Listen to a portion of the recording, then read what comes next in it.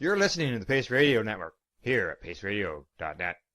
The views expressed by the individuals during this broadcast are their own opinions, and they may not be the same as those of their group or other organizations they may be involved with. All medical advice during our broadcast is not a medical opinion and should be checked with your medical physician.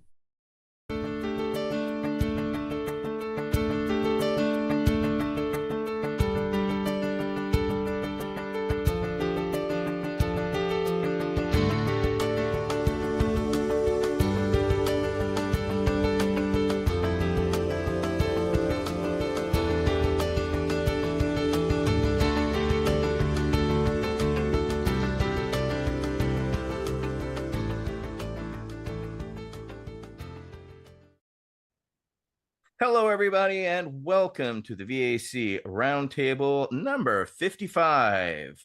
We're very welcome to have Rachel Parmelee. She is a master nurse practitioner, and she, of course, is with the ACNA. And let's see, shared page. Yes. And we should be good to go. All right, so everything's going smooth. All right, so thank you, Rachel, for joining us today. How would you like to be addressed? Rachel's fine. Yeah. Rachel, that's fine. All right, so with that in mind, we'll start off jumping right in there. So our favorite question to start off to people, and this is a continuing discussion with people who we respect, as well as authorities that we consider in cannabis. And the initial question that we all are curious about is, how'd you initially come to cannabis? You know, how old? Well, there's a couple to this. How old when you first heard of cannabis, and then when did you get involved and why? So how old? The first time I smelled it was as a young child. I should say that. But in Michigan, it became medical in 2008. So of course, as a nurse, that was when I was first beginning my career. And but the products were very limited, right, to caregivers, which were doing quite well, providing cannabis to their 5 patients, seemed to be, going good until I didn't really consider the really medical aspect of it until a family member, my grandfather, asked me, because I was the nurse of the family. This was some odd years later, and he was diagnosed with terminal cancer, and he just came out and asked me. I was driving him to a radiation appointment one day, and he said, "Rachel, what do you think about that marijuana?" Because they watch the news, and they were hearing all about it. And I was like, well, I don't know, and he was a veteran, Korean War. And so I really did start with the veterans in mind. And I looked for information about, chemo, radiation. Is there any impact? How do I make sure that this medicine is safe for him? At that point, the regulations for testing were not adequate, I guess. And I just didn't know what was in it, right? I didn't want to cause harm. But I also knew that there was something to it, right? So I searched for information, and I became sort of angry, right? Not knowing anything about it, being a nurse in the medical field, and it being considered medical in my state. And I was so beside myself, right? Because I didn't know how to answer these questions. And, patients rely on us to share information with them.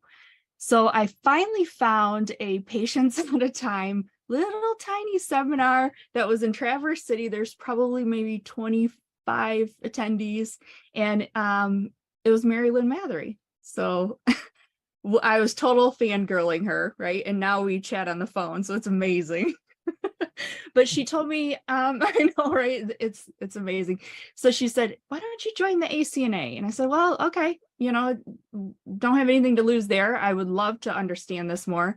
But the real effect of all of that was the process of helping my grandfather get access, the process of seeing the results for myself. And I don't want to get too deep in it, but I always tend to tear up because it's a very emotional, and it was a very emotional event for me that in his final days, he thanked me for helping him do this. And I was like, no, the credit goes to you for at least trying something, that you had never believed in before, didn't think there was any use for it, thought it was, just some drug. So that credit goes to you. But that moment of knowing how much he thought it helped him, or he believed it helped him, he would, reduce his medications. He was able to go to our family vacation within sound and mind and body. And that was a transforming moment for me. It was very personal, and it just stays with me. And just knowing that it helped him, and whether I knew on a pharmacological, physiological level, whether it really helped in that aspect or not, who was I to say it didn't, right? He believed that, so I believed him. And that's really kind of what pushed me into, okay, I got to keep going with this. There's something that other nurses need to know. We need to embrace and support patients in the way that they want our support. It's just why I feel so strongly that healthcare professionals should be aware that other things exist outside the medical model, and they're maybe more effective. We just don't know. But yeah, so that's sort of where I started. That's very personalized, needless to say, and very brave of you to speak your truth at that time so that he could listen. And blessings on him for being open to that experience, as well as, we as activists that have been doing this for decades, there's transformative moments, and yeah, that's square on the head. So I'm sorry you had to endure that, but I'm thankful that you did, because it started you on this journey, needless to say. Yes. Yep. Yes. So I will go to, since you're talking patients out of time, we're actually blessed by having Al Byrne with us as well, who helped start Patients Out of Time. So he has the next question. So Councilmember Byrne, you're recognized. Well, I'm having trouble here with in and out, and I hope you can hear me. But before I get to my question, Rachel, it was your story. You see, I started that same way with my dad in 1967. And it was all those years ago that I knew I had to do something to bring the cannabis therapeutic value to fruition. I'm sorry, in a sense, that I failed.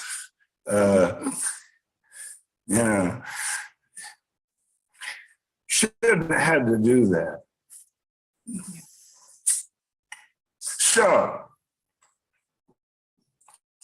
It's difficult. my question is, the ACNA, Marilyn and I had a lot to do with that. Oh, yeah. And I'm wondering, on a professional level, whether or not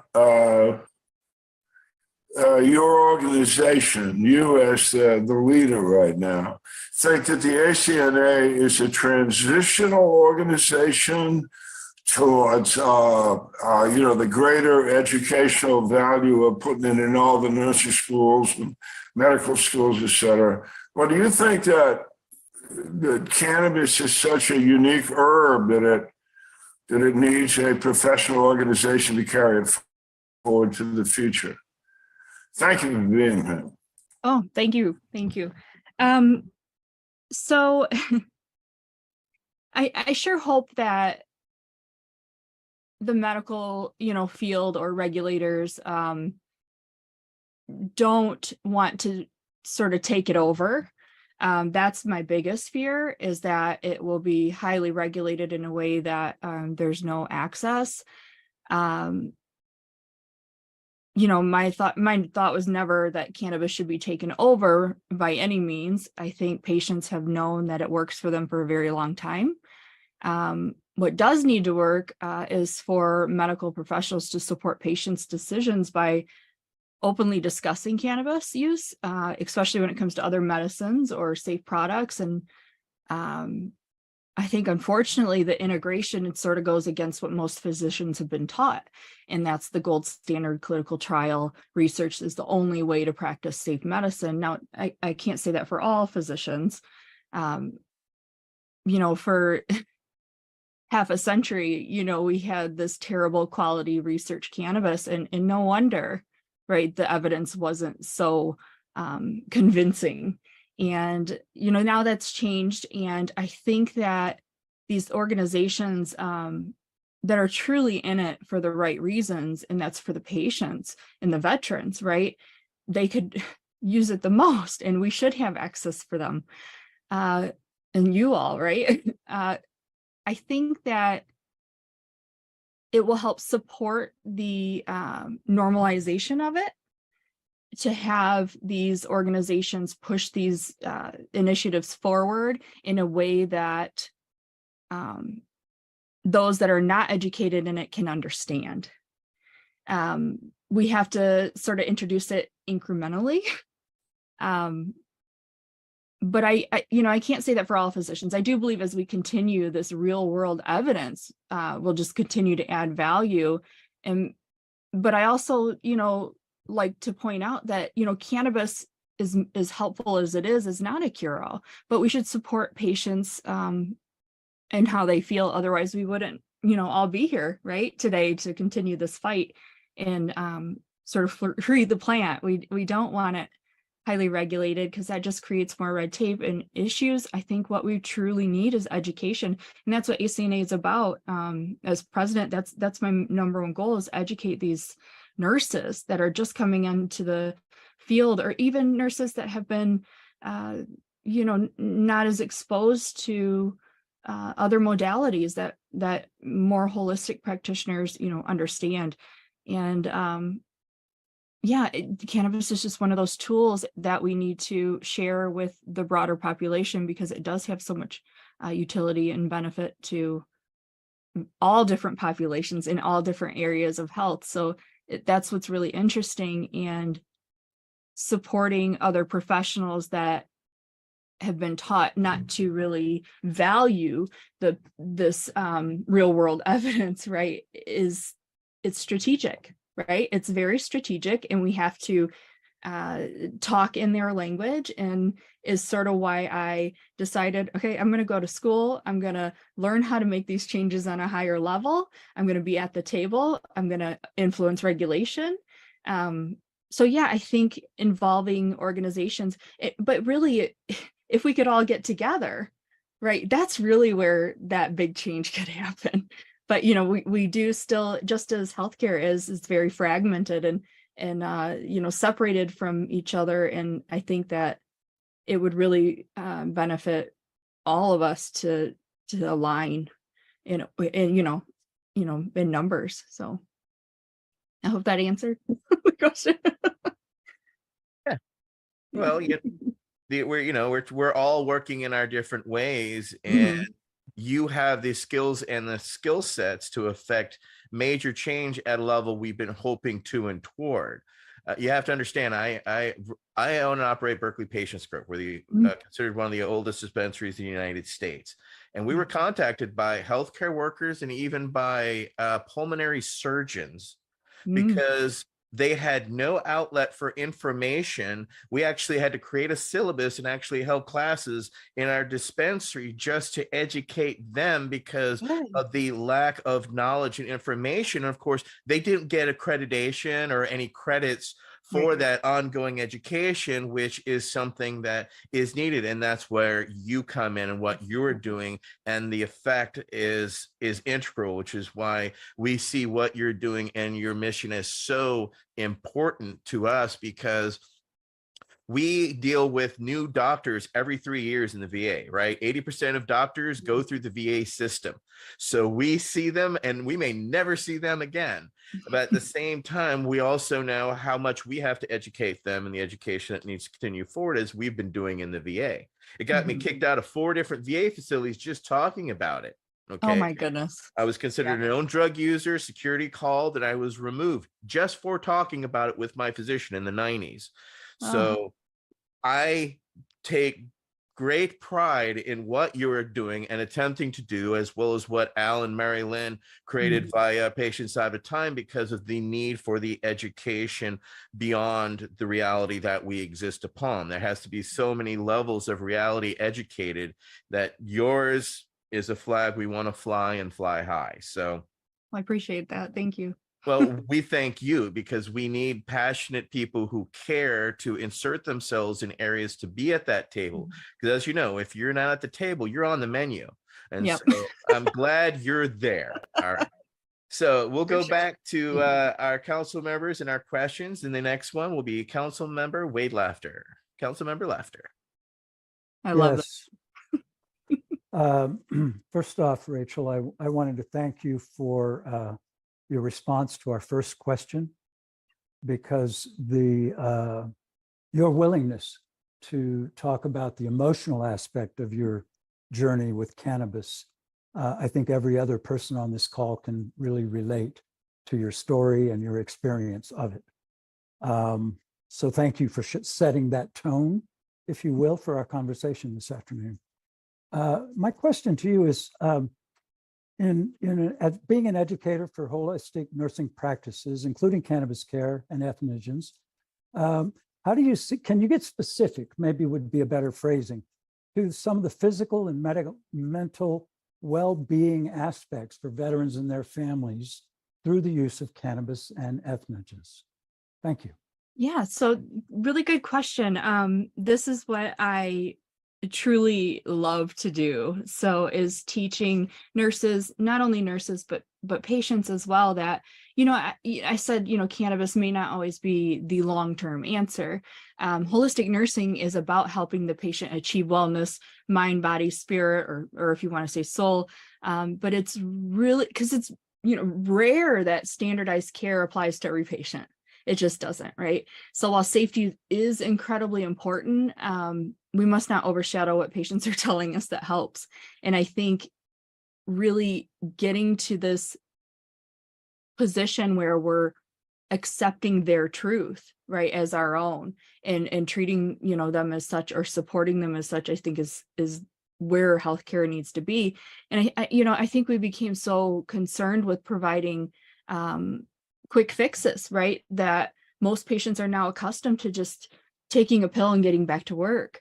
But health, it just doesn't work that way. And I think that's what holistic nursing is about. It's about finding what really brings them comfort, even if it's not what you have experience with. Learn it, right? So figure it out and understand, where they're coming from, why this works for them, why other things haven't. I think it's teaching a person to really listen and accept what their body's telling them. I think, it takes time and effort. And unfortunately, most of our society is just too distracted to listen to their mind, body, or, soul, spirit, is trying to tell them. And, entheogens in particular have been incredibly helpful when approached respectfully and with intention.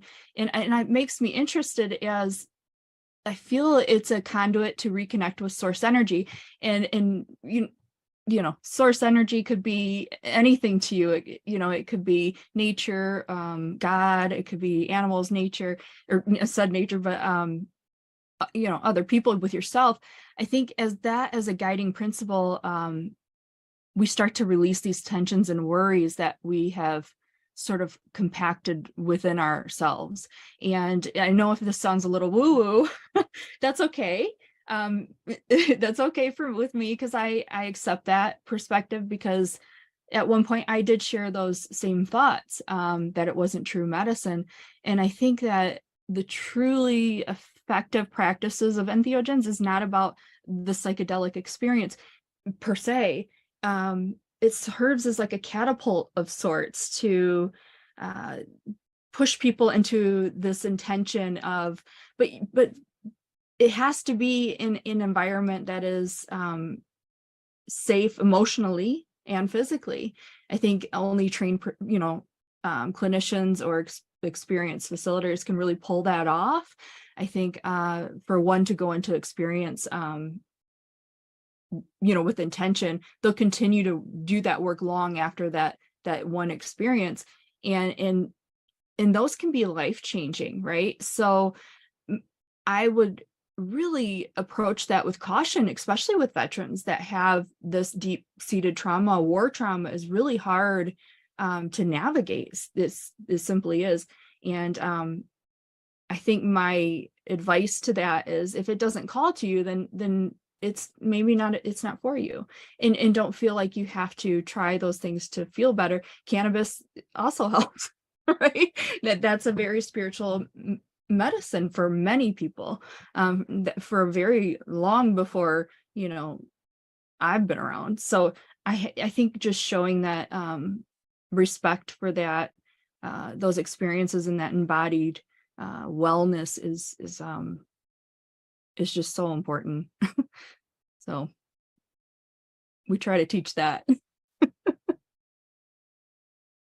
Absolutely. Setting are key, as we know. You pretty much hit the nail square on the head there on accessibility, people's willingness, and also that it just doesn't work. People think that they're going to fit that square peg into that round hole, and that's where damage can happen. That's where, as you know, if you don't have a very educated practitioner, damage can be deep-seated as well as unavoidable. Yeah. But thank you for that. We'll go on to our next question, which is Council Member Nate Landau. Council Member. Hi, Rachel. Thank you so much for being with us. My question is, can you share your journey and motivation for transitioning from a hospital setting to becoming a holistic nurse interested in indigenous and cannabis care? How has this shift influenced your approach to supporting veterans and their families? Thank you. Well, that transition did not happen easily. I worked downtown Detroit for a little over a decade before I made the transition. I loved working in that unit. I worked with spinal cord injury patients. I became certified as a rehabilitation nurse. I truly felt that was where I was meant to be. We went through a few mergers, and what the last one was particularly difficult, as I tried to stick it out for another 5 years, but it became a situation where I was I no longer felt like a nurse. I had very little time to educate patients about living independently, how to cath themselves, how to do bowel training. I mean, how to make sure that their wounds are cared for. It was really difficult because a lot of them were young men and just hadn't had time to process, right? So they were getting shoved to our unit way before we could really even talk about educating them, or even them being receptive to what we had with these tools that we could show them to help them on their healing journey that would help comfort them. So there's a lot to unpack there when you are paralyzed in an instant, right? So you go to the ER and you're in the ICU, and then you sort of as soon as your vitals are mostly stable, they would come to us, and we used to have months to spend with them. If we wanted, we could keep them longer, because some patients needed more time, right? Some patients didn't have those resources to fall back on, and it just didn't feel right. It didn't feel right to me. I just had very little time with them, and it was ultimately sending them on their way unprepared, and they would just turn back up in the ER, and pretty much the nurses were to blame. And it took a lot for me to walk away from that. But it really did begin to affect my relationships, with my family, with myself, my health. I was diagnosed with lupus around that time. It went against my, my morals and my ethics. And I finally decided to no longer support a system that was wrong to me. So like I said, I went back to school to learn how those systems, how you can change them. And looking back now, as far as making that shift, I would do it 100 times over. I think I took those chances and stepped into, the unknown because I felt passionate about something. And I think that we need to reignite that in nurses. We need to be innovative in how we're, helping them provide care. And when we talk about veterans, I mean, that's an incredibly special population to work with. Some have been hardened by their experiences because many are not given the tools or time, right, to process and heal from things that they've endured. And like I said, trauma with, war is just not an easy fix. And if you've ever read the book, The Body Keeps the Score, I will tell you, it really opened my eyes to how deep-seated trauma can really cause these physical ailments in those neural pathways with anxiety and depression and nightmares. And what are those symptoms of, right? That's PTSD in a nutshell. And people have to reach for something to quiet those down, to survive. And it really does put people in this loop. And as healthcare providers, we are there to help slow that cycle and eventually allow them to step out. But we also have to be incredibly aware that people are vulnerable and raw when they step out of that. And if we don't interact accordingly, it's just so easy for people to jump right back into that cycle. And, our healthcare model is simply not set up to allow physicians and nurses that time, which, is why I could no longer support that system that was moving further and further away from human care. And, unfortunately, the patients are ultimately the ones that suffer. And I do want to say, however, it's not holism or traditional care, one or the other. It's when we integrate these processes in a special way that is appropriate to those patients. And integrating science and caring is so incredibly important. I think that nurses are leaving the bedside in droves, which is unnerving. They're moving further and further, away because they're no longer doing what they went into nursing for. I know when my sister were 12 years apart, she decided and I'm the older one, she decided she wanted to go into nursing, and I didn't want to jade her from that. And it took a lot for me, but I did. I had to say, I just got to tell you this one thing. Nursing is not what you think. No, it's sad, but and that's all I told her. I said, I just have to tell you this one thing, because I think if you experience these things and then you say, why didn't you tell me, but I also wanted her to have her own experience, because her experience may not be like mine. And maybe she does, heal everybody and everything's rainbows and butterflies. I hope that for anybody. And I wouldn't want to jeopardize that sort of experience, because if a nurse has a really good experience, let's just, champion that, because we do need people there. And I mean, and if you come across a cold healthcare professional, you might want to think, why did they go into this? I don't even know why they're a nurse. Well, maybe they're working really hard and they're going against their integrity and their moral code every single day, but are showing up because who else is going to do it? So sometimes I do have sympathize with professionals that have sort of lost sight of that, not lost sight, but have been really hardened off by the system. And it's just really unfortunate, because again, it's the patients that suffer. I think, yeah, that's it. Yeah, it's a reality. My sister was a nurse, and similar reality has crept in for her. to where, you know, she'd rather be a private nurse than actually be within a system. And that's Yeah. a shame because, you know, everybody I know who's gone to nursing, they actually care. And to see that light extinguished, yeah, you know, one has to be, you know, you had to have seen it happen around you while you were experiencing it. But then when you find yourself experiencing it, a new pain, but somewhere within that you found the resolve to go dive off a cliff and be brave and take that chance to educate those in a roundabout way that you were not educated. You did, you know, formally, that is. Right.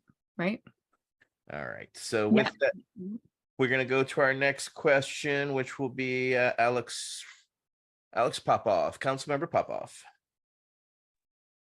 Thank you. Thank you, Rachel, for sharing everything with us, and especially for all the work that you've done. I was born up in Michigan, actually, so I'm glad to hear all the good work going on up there in patient access. So the question that we have is, as a researcher and investigator of a national nursing student study for cannabis care, could you provide some insights into the goals and potential implications of this research? And the second part is, how do you envision this impacting the accessibility and quality of cannabis care for veterans? Thank you. Well, yeah, that's a good question. So I've quickly realized that research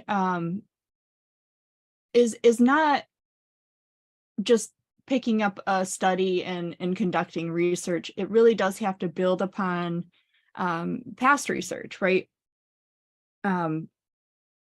So what Dr. Carrie Clark and I did was, so the National Council of State Boards of Nursing are the people that sort of hold our NCLEX, our board exams as nurses. They came out with this journal supplement that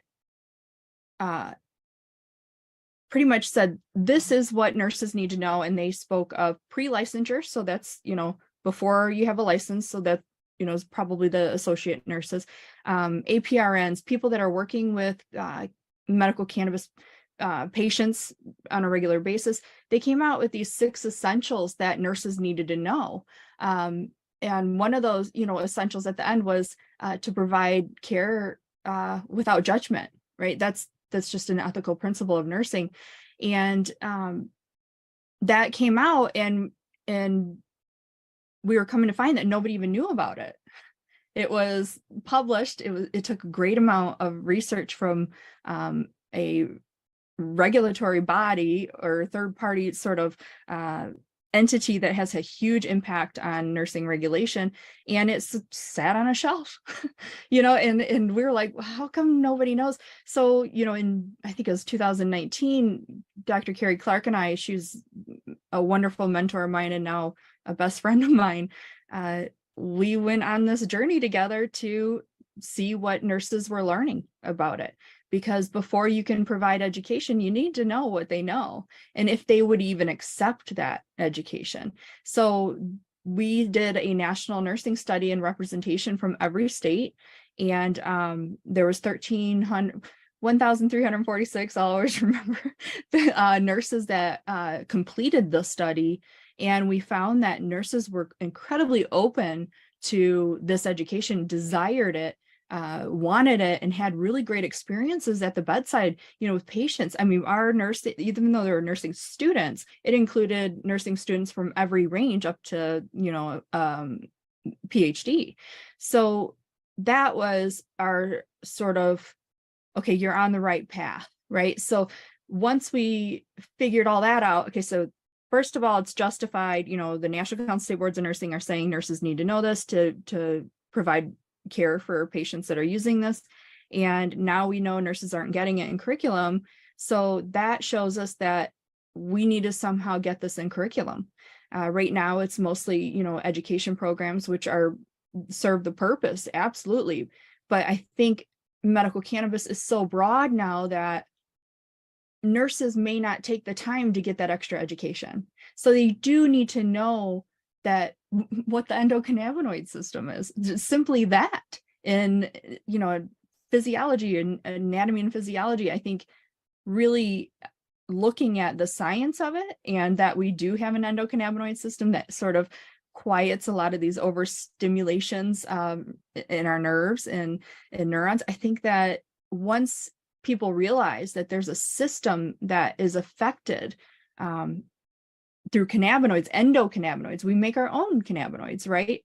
And sometimes, you know, through diet and just lifestyle, you know, those can be dampened just like any other system. You know, serotonin can be lowered. Well, your endocannabinoid system can be lowered. So if you're supplementing that on your path to creating this this wellness for yourself, then nurses need to know that it exists, you know, and so do physicians. So that was the basics of that study, is to really get the word out there. And we published it in the Journal of Nursing Regulation, which was like, for my first research, I was like floored that I was able to get that published by the Journal of Nursing Regulation, which is, you know, they write about regulating everything. And you know, our experiences with regulation may, you know, in cannabis has probably, you know, been a little bit hard to deal with. But I was just happy that happened. So that set me on another sort of mission. Is, I guess it was the same mission, but instead of educating individual patients or individual nurses, I set out to, you know, teach the teacher. And okay, needs to get in a bigger audience. Like, we need to get this out to more nurses so then they can share this information to patients and other nurses and other clinicians. I think that type of research, when you're really doing it by the book, does provide some credibility to what we're doing here. And yeah, I think that's just, it was a foundation to start putting these cannabis concepts into nursing curricula. And I truly feel if we can mobilize over 4 million voted the most trusted profession, nurses, into changing the way the laws and the systems affect health, we have an incredible chance to improve access and quality products, or for the veteran population. It's that simple. It's that simple. If we can teach our nurses, there's so many of us, more than any other healthcare profession, you know, category.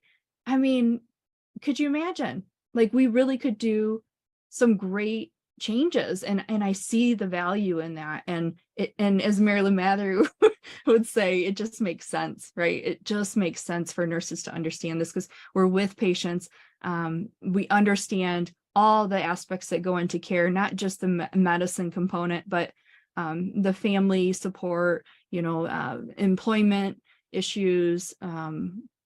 You know, there's a lot that goes in. I mean, even immigration, there's a lot of things, you know, federal housing that would be impacted, and patients need support in navigating that and knowing their rights, and understanding how this could affect them negatively at the moment, and being prepared to do something about it. And we're seeing that nurses are accepting, you know, and I think that is true for, as we continue this conversation, and people realize it's not so scary, you know. It's, I mean, you look at opioids, right? And then it's just, you know, it breaks your heart to think that we can simply push all these opioids and people are dying, you know, literally dying from this, and really going through it. And when cannabis should probably be the first line of treatment. And to say there's, you know, no research, I get that the clinical trials are important for people to feel safe, you know, recommending it.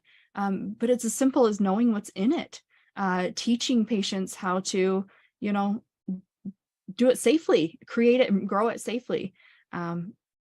I just think that if we can get nurses all together and moving towards this, I go to Washington, D.C. next week to talk with the American Nurses Association. We're hoping to get some sort of relationship there that we can establish, you know, cannabis nursing as a credit, you know, a specialty practice for nurses. And then we can really show that there's something to it for nurses. They can even come into that as a profession and really drive that change. So that's my hope.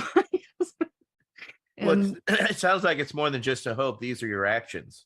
yeah, and that's what it is too. Like I can't even explain how I got to this point, other than showing up. I've showed up. Exactly. Yeah, I kept showing up. I took chances. I thought, there were many nights I cried thinking, when I left my nursing job, I would cry, what am I doing? I have kids to support. Like I didn't know how this would pan out, and I've just followed, my instinct with it, and it's been an incredible experience that I would just never take away. And I just think that if we share it, then people will eventually help change those laws, right? Yes. Council member Al Byrne, you're recognized. He has a follow-up question.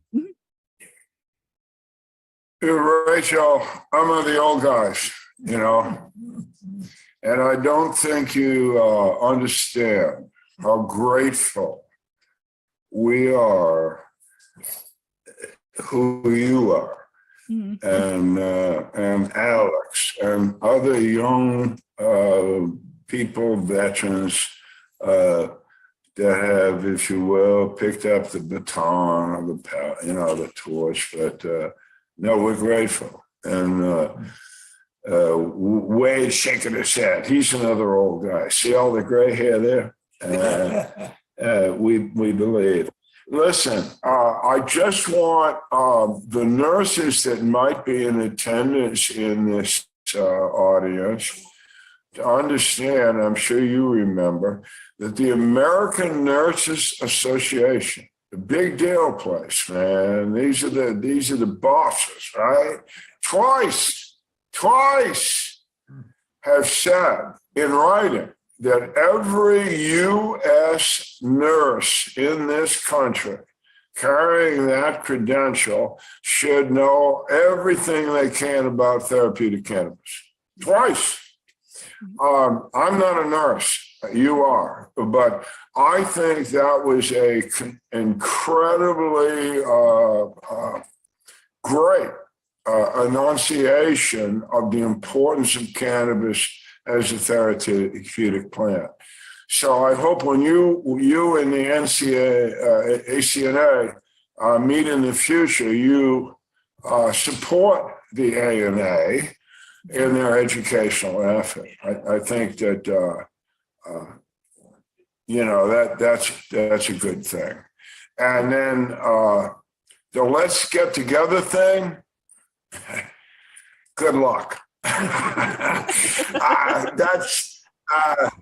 That's sort of something you can talk to me in private about. But again, thanks for being here. I really like what you're saying. You take care out there. Thank you so much. You too. All right, our next question will go from Council Member Michael Krawitz. Council Member. Thank you, Ken. So I think this question can kind of be summarized as the looking for your elevator pitches. What would you be able to give as a author and a contributor to a cannabis related nursing textbook? What would be your quick rundown, your main concepts or topics that you give policymakers, healthcare providers, veterans that really should be aware of these things? What about cannabis as an alternative treatment? What is the top flagged thing? And then the flip side of that, how can the education that you've been working on, how can we best take advantage of it? How can it be best applied to counter misconceptions, to dispel misinformation? So I think speaking and writing about cannabis in a way that supports the science and the act of caring is just really needs to be front and center. I think having those difficult conversations, not being afraid to speak to regulators or hospital administration, because those that don't understand and continue to live by what they were taught or believe we know that belief is a huge part of learning, and knowledge, if it's just, defined as a true justified belief. I think if belief is something someone has to go on, it's their personal worldview, right? And if we challenge that, it can be difficult to accept. So yeah, it's nearly impossible to change somebody's worldview without the truth and this justification that we know we have. But sharing knowledge is sort of how we make the change. And that's the reason why I chose to put myself out there, I think, regardless of how I was perceived. When we approach change with this understanding that people are a product of their experiences, we're more inclined to sort of hear them out and then provide information that is meaningful to them, not just our general, like we said, like our elevator speech, right? So I think, of course, if you say, oh, you're wrong, that's a surefire way to not being heard. So I think one of the most important things is when you share information, no matter how angry it can make you feel, and in the injustices of it, and the silliness of some of the regulations, I think take your time and know your audience. I tell my students this all the time: know who you're talking to, make it apply to their mission and values, make it apply to their bottom line. However you have to do it, make it apply to their life, work. And I think for, veterans or patients or whoever, I think the most important takeaway is knowing what's in your product. Take it slow. Understand that high THC is not always the goal. I think if we can work together with dispensary staff, I think dispensary staff are incredibly knowledgeable in cannabis, and some are in the disease process, but healthcare professionals really do understand that disease process and what should be considered when using different variations of cannabis. I think, just knowing that the first pass, how it metabolizes in different metabolites, and it doesn't always get to all the bodily systems before it does that, and the other methods that would help it get to those systems. It's good, pharmacokinetics, right? We should know that. We should apply it to cannabis, so we're doing the best, our optimal benefit that we can. I think the way to know, what's in your cannabis is really requesting a certificate of analysis if it's coming from a dispensary. I think that is really important. Having us work together. I think many dispensaries are really afraid of healthcare professionals because they think we want to take it over or we want to regulate it, and that's just simply not the case. We just have some really good information that we can share, and we know that they have really good information and experiences that they can share, and I think that would be a really incredible team working in this field, and we want to add value to that and have an influence on the types of products. We want to look at microdosing products because that has been really helpful for a lot of people. If I send, my grandma into the dispensary and she comes out with RSO, I mean, that's a problem. And that may cause an experience that she will never even touch it again, right? And when it could have been incredibly helpful for her had she knew a little bit more about how it would affect her. I think also understanding the bodily systems, if there's any impairment, and liver issues or kidney or, anything that would affect the way the cannabis works within somebody's body and through elimination is important to know. I don't think cannabis is so dangerous that it needs to be controlled by any means. I think it needs to be descheduled. It's a plant. I think, I just think that we should be there to help guide people. And if they want our help, some are just fine doing it without a healthcare professional, and that's perfectly fine. But I also think that teaching people how to grow cannabis, without pesticides or understanding what is absorbed into the plant, like heavy metals and things like that, is also important. And it's a message that we should all be sharing. and just to make sure that people are safe about it. And because if you don't know, you just don't know. I didn't know at one point, and I think that's it. It's just making sure you know what you're consuming, and that's really the bottom line.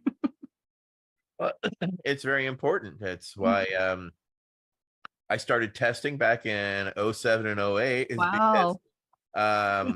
I bought some cannabis from our dispensary and got an upper respiratory infection. So we realized through our organoleptic testing that we could see what we could see, but we were blind to something. Mhm. And we knew that science would help us figure that out. And of course, now, 15 years later, it's now the standards and, all that are happening. But back then we had to, like kind of jump off that ledge and just kind of say, no, because the research triangle wasn't going to give us any, of the standards. So we had to find other people around the world to actually give us the bumpers for the highway that we could go further down that we're currently cruising down. So thank you for being a pioneer in what you're doing, because it is very important work. And one we will keep our eye on for years to come. But we're also blessed to have Mary Lynn Mathry here, who's one of our awesome council members. So Council Member Mathry, you're up for the final, no, for this question, then I got the final question. Go ahead, Mary Lynn.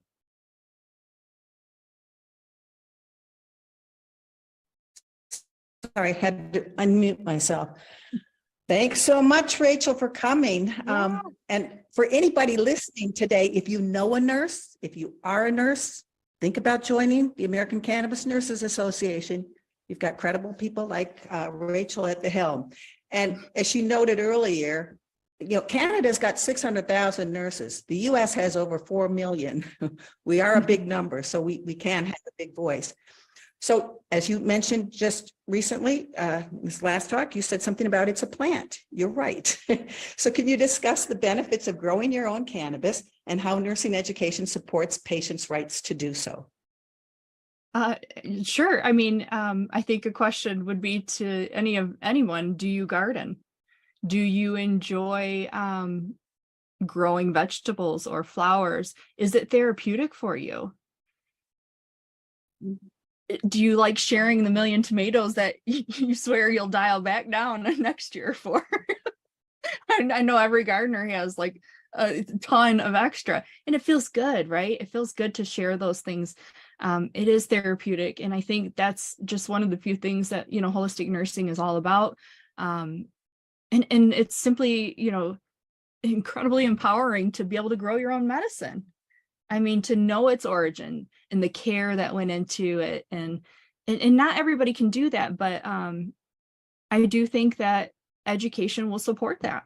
I think if we can share safe practices, then we don't have to worry about so much about the unintended consequences of pesticides and heavy metals. I think that if we can let people just live, right, and enjoy how they feel is most beneficial to them, we really do need to start allowing people, I guess, I don't know, to do that, and not imposing restrictions on that, as long as it's education. If we can teach about the safety aspects and openly discuss it with our providers, or grow other cultivators, or anybody, I think that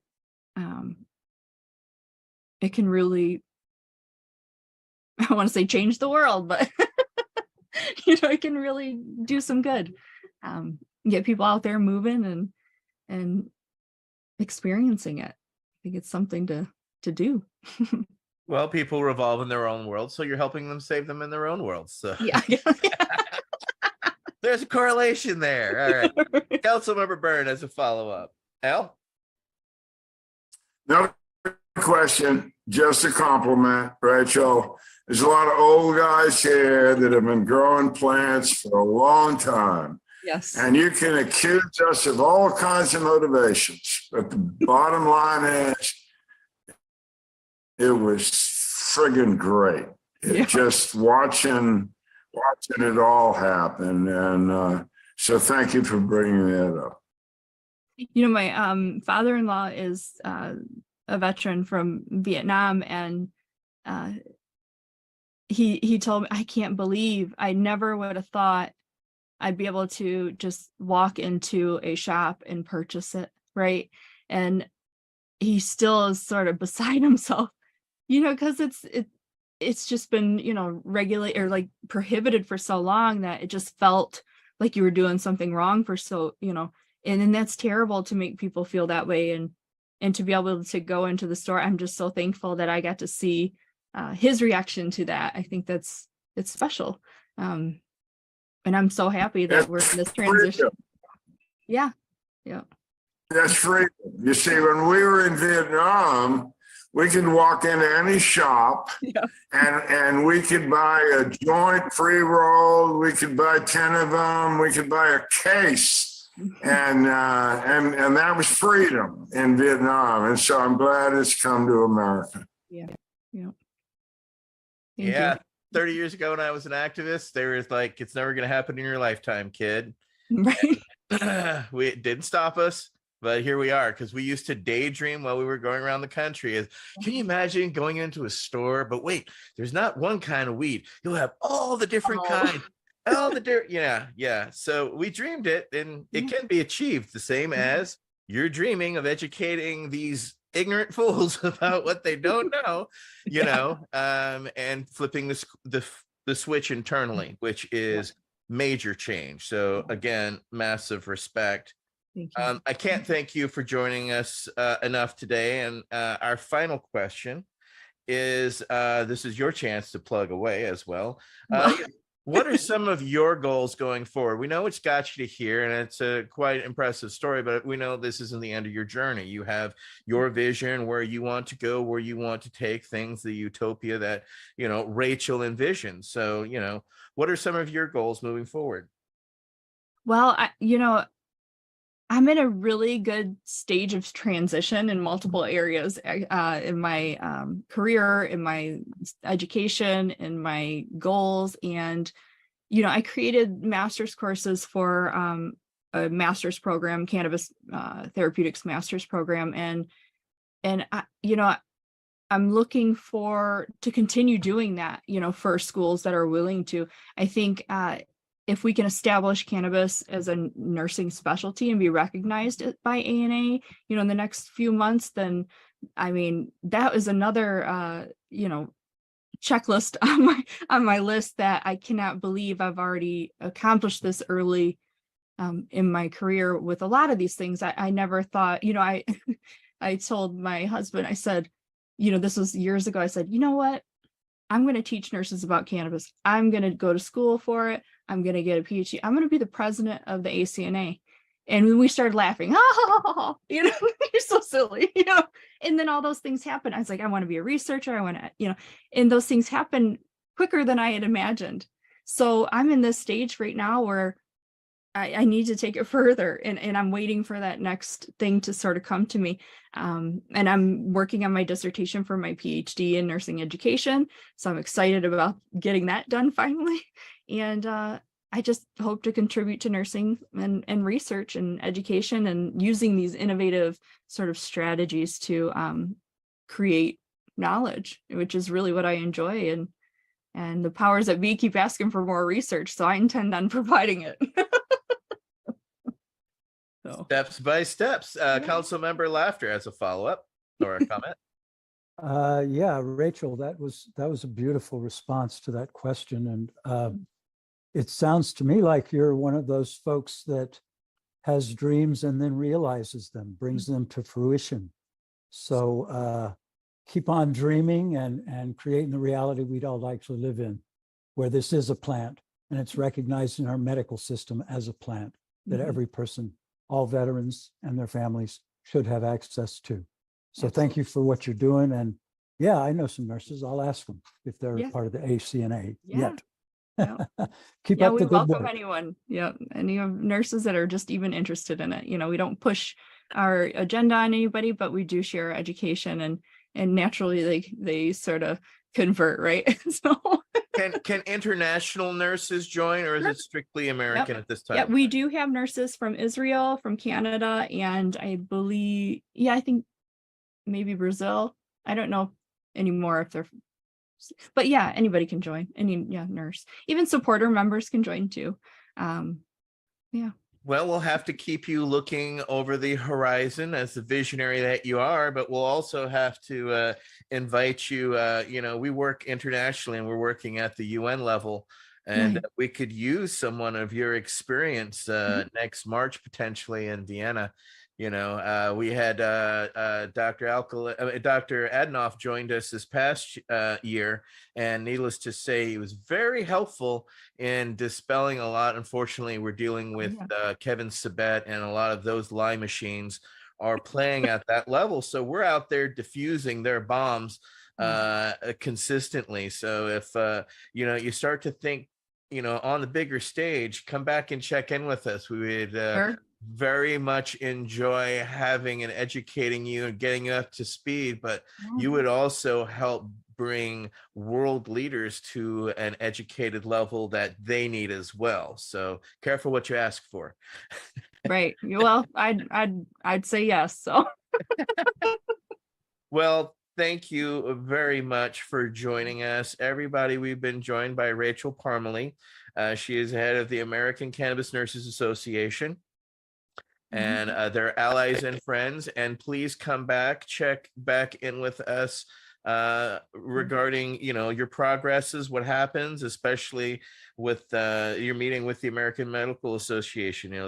We were just on Capitol Hill last month ourselves. Council members Landau and Krawitz were on the ground, as well as Michael Green, trying to educate them to get access for our veterans. So we may pull you in there sometime too. Sure. Well, I'll have experience. I'm going next week. So, and I have these little 10-minute snippets that I can talk to everybody. So. That's awesome. Well, thank you very much. I'd like to thank our council members, Al Byrne, Alex Popoff, Wade Laughter, Nate Landau, Michael Krawitz, Michael Green, Mary Lynn Mathry, and myself, Etienne Fontaine. Thank you very much for joining us for our V.A.C. Roundtable number 55. Rachel Parmelee, and we look forward to when it's Dr. Parmelee. Thank you, everybody. The Veterans Action Council is a PACE Radio Network content provider.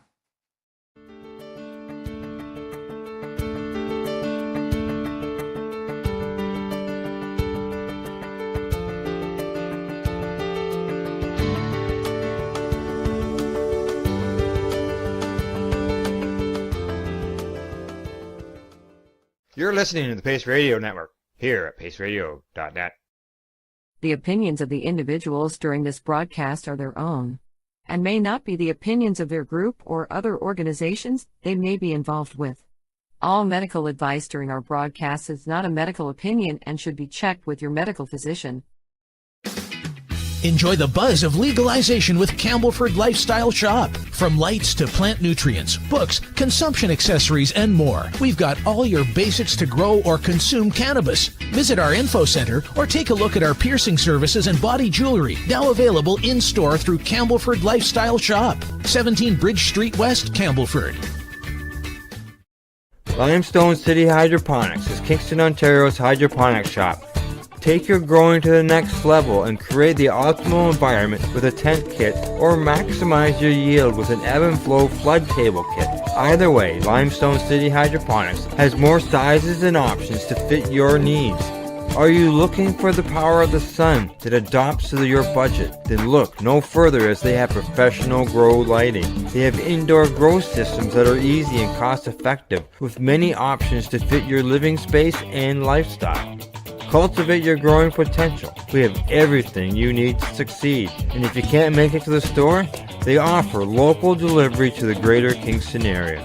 Remember, when you're looking for experts to help you grow, then look no further than the locally owned Limestone City Hydroponics, 105 Sunderland Drive in Kingston, Ontario. Call them at 613-548-0420.